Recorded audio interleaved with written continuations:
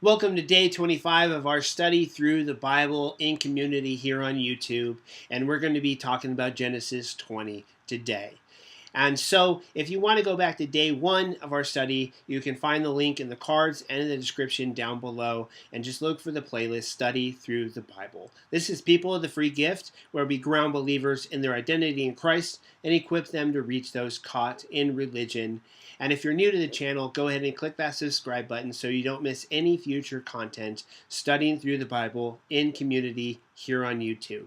And so yesterday's assignment was read Genesis 20 and know what you learn about Abram, Sarah, and Abimelech. So let's jump right in. Genesis 20, verse 1. And Abram journeyed from there toward the south country and dwelled between Kadesh and Shur and sojourned in Gerar. And Abram said of Sarah his wife, "She is my sister." And Abimelech, king of Gerar, sent and took Sarah. So Abram is making the same mistake that he made back in Egypt. But God came to Abimelech in a dream by night and said to him, "Behold, that you are a dead man for the woman which you have taken, for she is a man's wife." But Abimelech had not come near her. And he said, "Lord, will you slay also a righteous nation?" Said he not unto me, "She is my sister." And she, even she herself, said, "He is my brother. In the integrity of my heart and innocency of my hands have I done this." And God said unto him in a dream, "Yea, I know that you did this in the integrity of your heart, and I also withheld you from sinning against me. Therefore suffered I you not to touch her. Now therefore restore the man his wife, and he is for he is a prophet, and he shall pray for you, and you shall live. And if you restore her not, know that you shall surely die, you and all that are with you." And so we have another case in which God intentionally spares an innocent person, an innocent king, because he was going to take Sarah as his wife. And man, Sarah must have been quite a catch. I have to say that. Because all of these kings and rulers and everything, they're just like want to snatch her up immediately. And Abram keeps on making the same mistake of not trusting God, even though he's already been accounted to him for righteousness because he believed God. He's still not trusting God.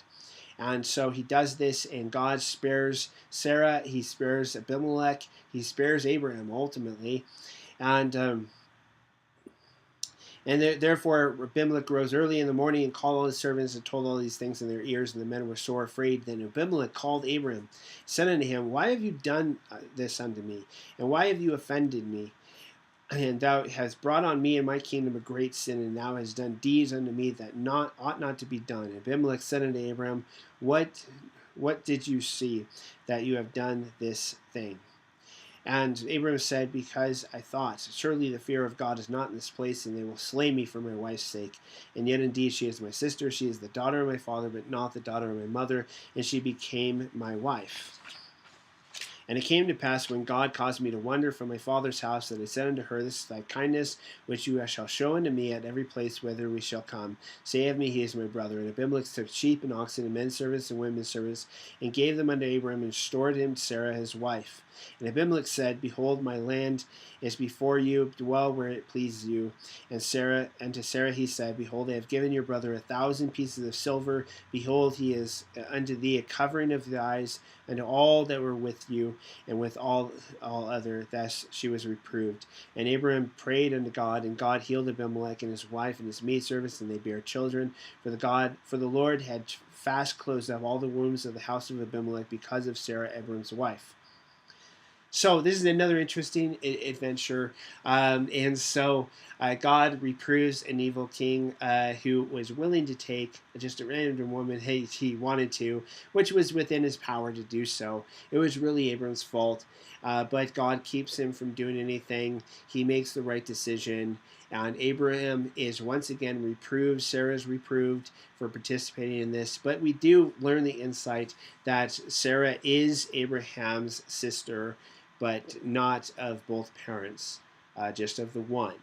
And so you have that family connection and why he's telling a half-truth. But you also got the insight that Abram is a prophet. He is officially declared a prophet by God. And so you have the healing of Abimelech, after he makes the right decision. So if there's something that I did not cover that you would like to share with the rest of the group that you gathered, then please do so.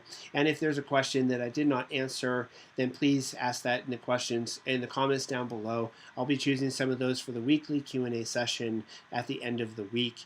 And if you haven't, day 26 assignment, tomorrow's assignment, read Genesis 21, record what you learned regarding Abram, Sarah, Isaac, Hagar, and Ishmael. Pay careful attention to the various relationships of these people in this chapter. Also mark the word covenant and record what you learned about Abram and Abimelech. Note the age of Abram. What age would Sarah be? Look at Genesis 17:17. And so, if you haven't already, subscribe to the channel and give us a thumbs up on this video if you like the content for today, and share this video with others in your life who want to study the Bible, but they haven't had the tools or the resources to be successful. Get them those tools and get them the answers to the questions that they have. And until next time, may God's grace be with you.